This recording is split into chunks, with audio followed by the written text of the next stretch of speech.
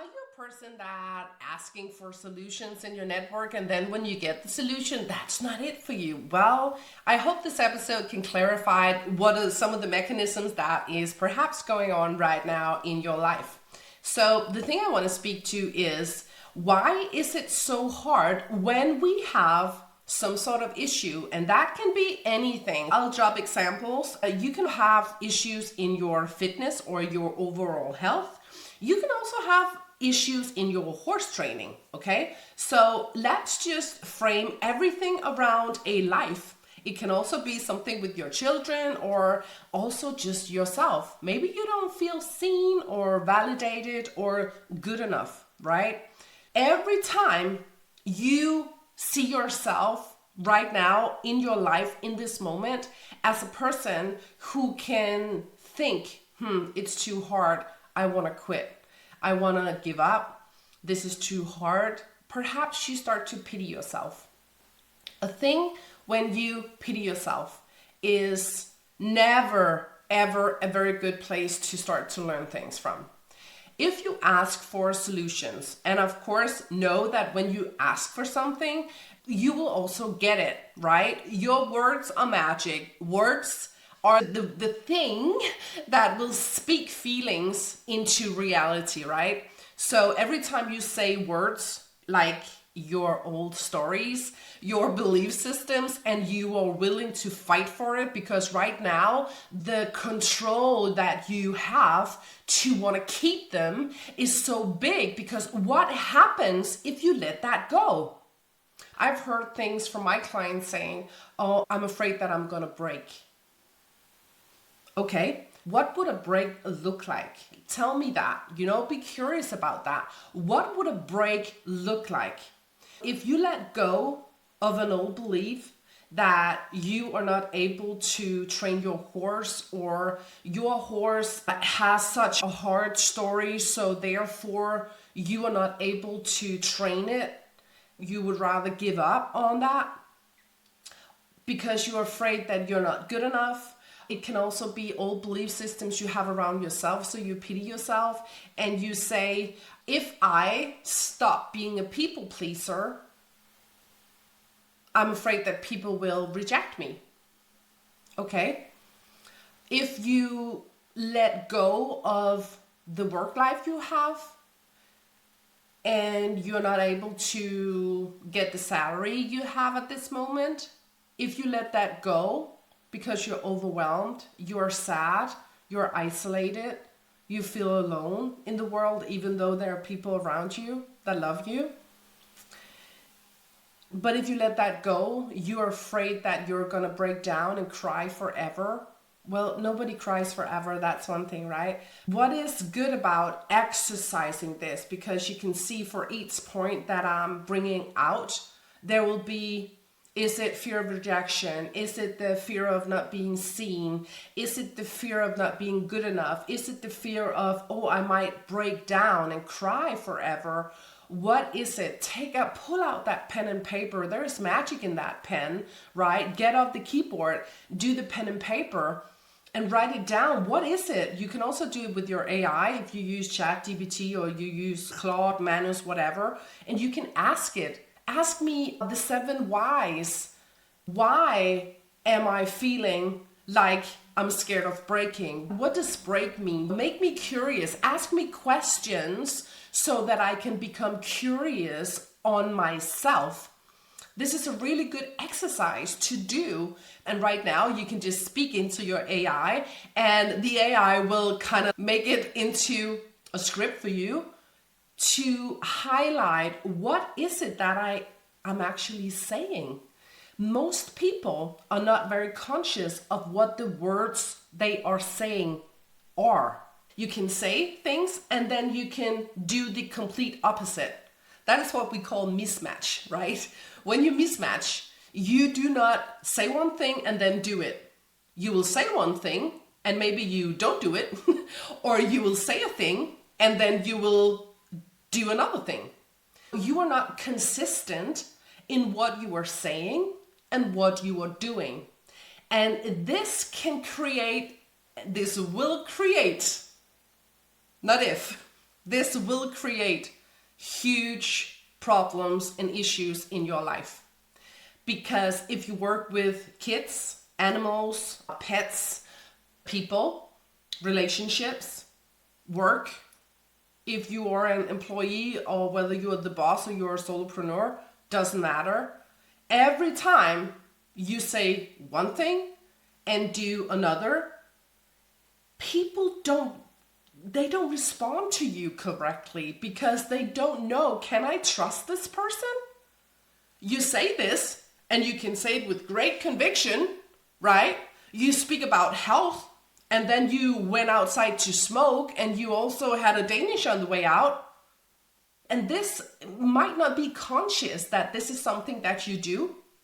It can simply be that you're not aware of it, that you speak about respect and you speak about being a better person, and then you have a Danish and a cigarette in a soda, right?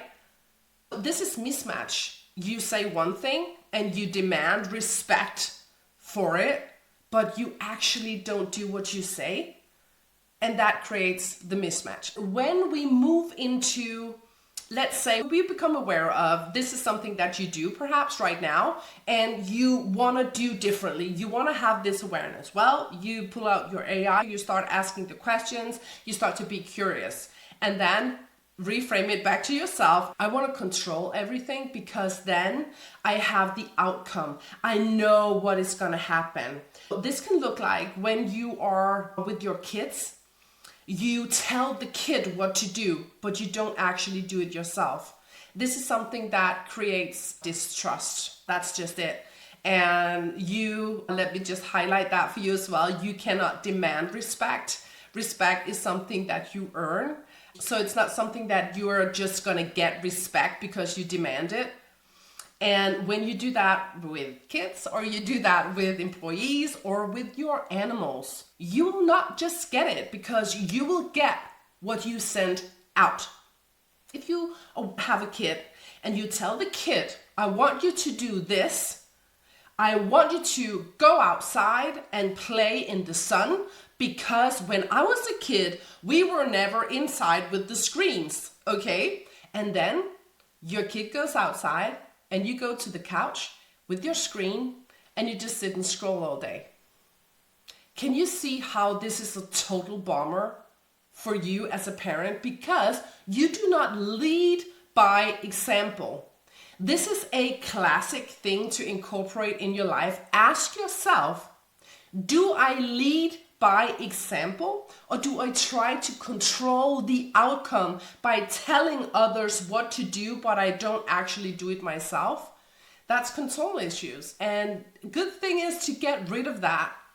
Get rid of that control, start to lead by example. You can say to yourself, if I think it's such a good idea to get outside in the sun, maybe I should go and do that myself, right? Maybe I should get the benefits, because playing as a kid, it doesn't quite fill the container that I'm in today, right?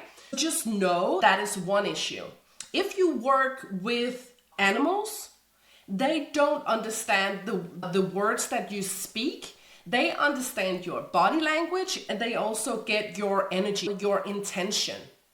Which leads me to the next part, which is if you pity somebody, if you pity your dog, because your dog fell on the kitchen tiles because they were wet, and now the dog won't go through the kitchen because he is afraid that he's gonna fall again. And that happened to the dog one time, and you said to it, oh my God, did that just happen? So you pity the dog,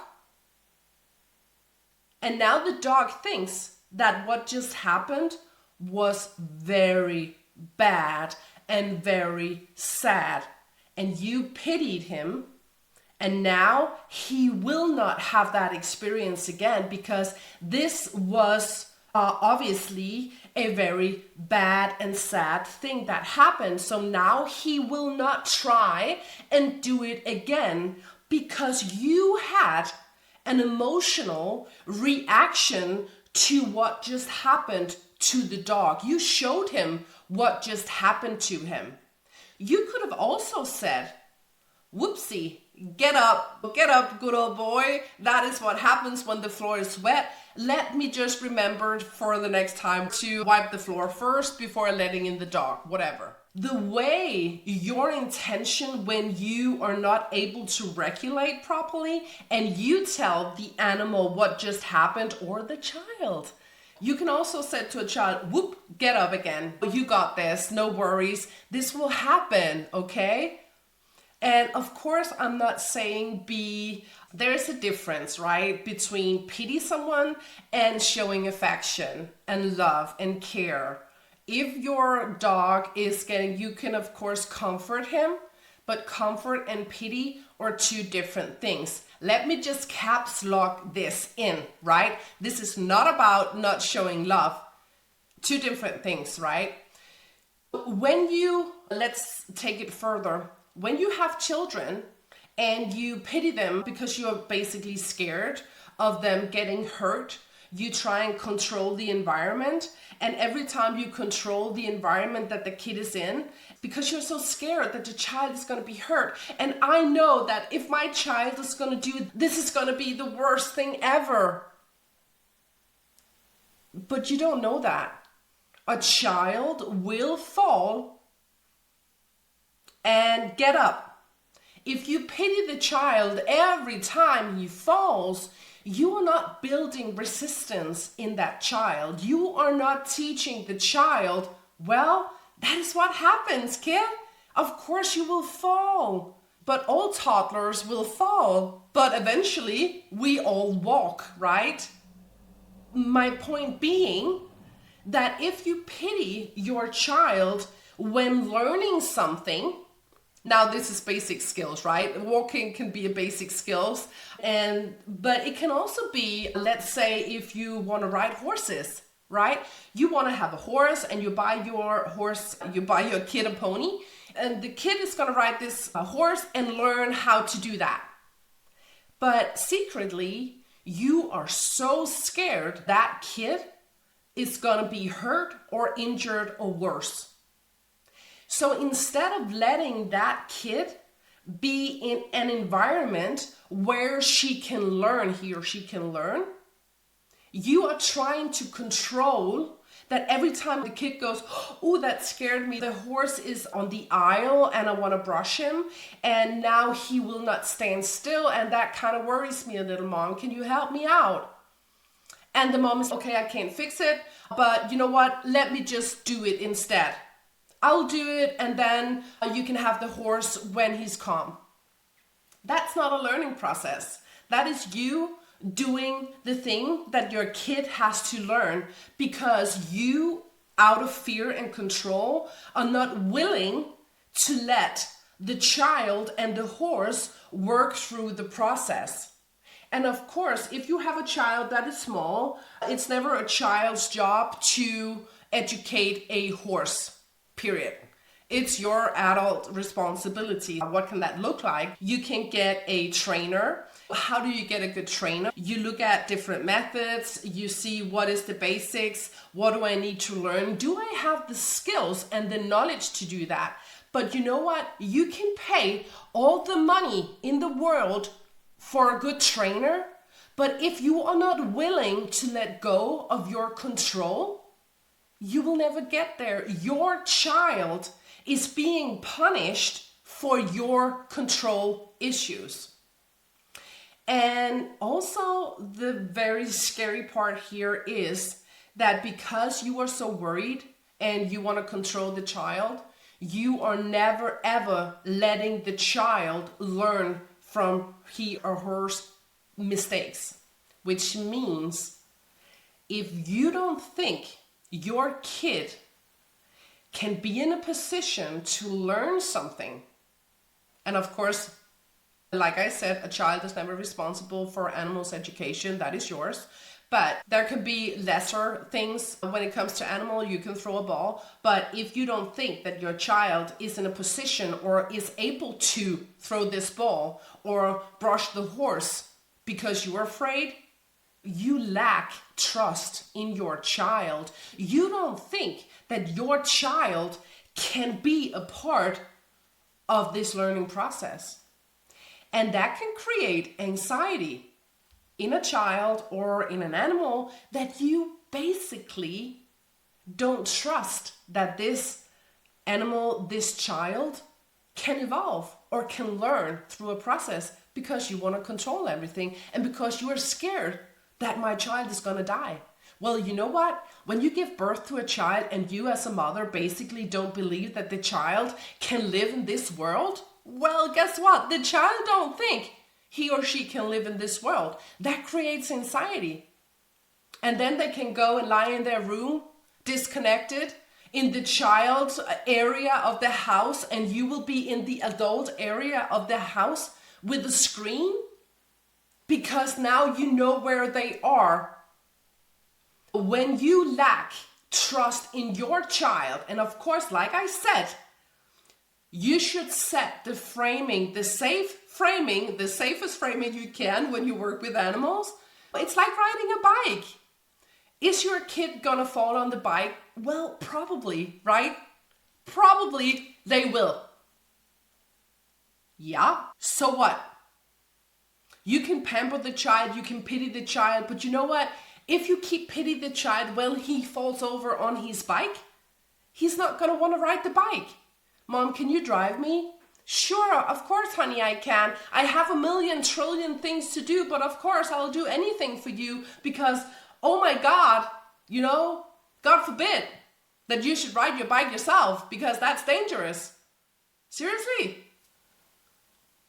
Just know that when you, as a grown-up, are not able to regulate what you see and you pity whatever relationship you have in your life, that is not good. There's a way for you to know.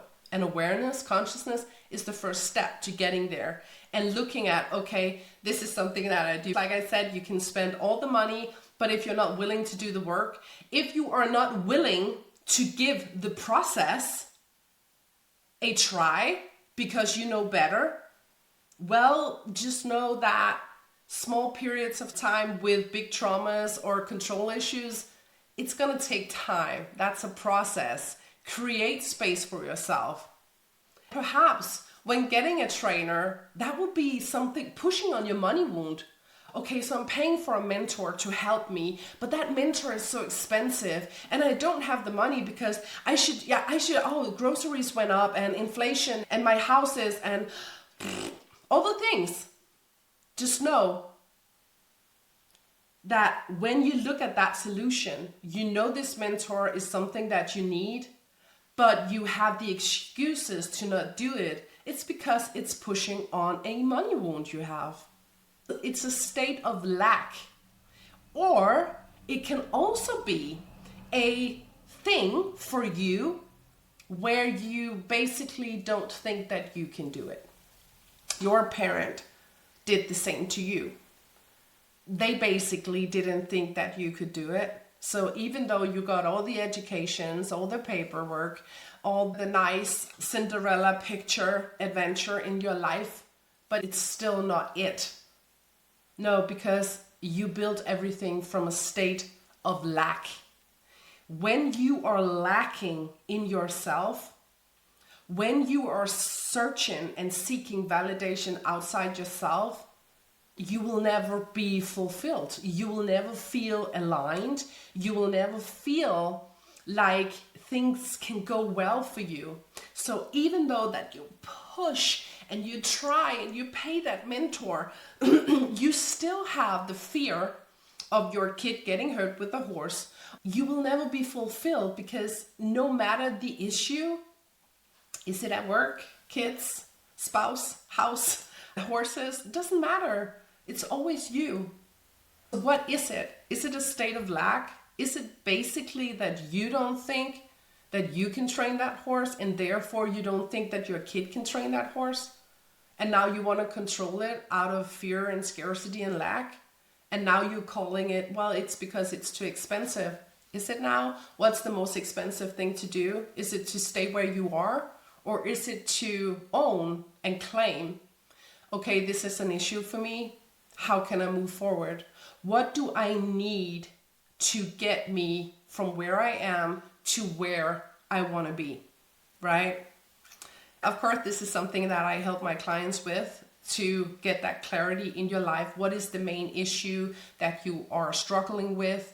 Why are you struggling with it? Just putting words to the feelings that you are having right now. Why is it that every time you see a horse that is sweating in training, you think, oh my God? Because what I see when I'm training my horses, I never see pity, but I always give them a high five. Right now, I do a lot of lope training, and that is something that when you do that, of course you will sweat. I'm on a fitness journey myself. I'm very active in my everyday life. I walk a lot in the forest. I also ride a lot in the forest, but also in my arena. I go to the fitness as well.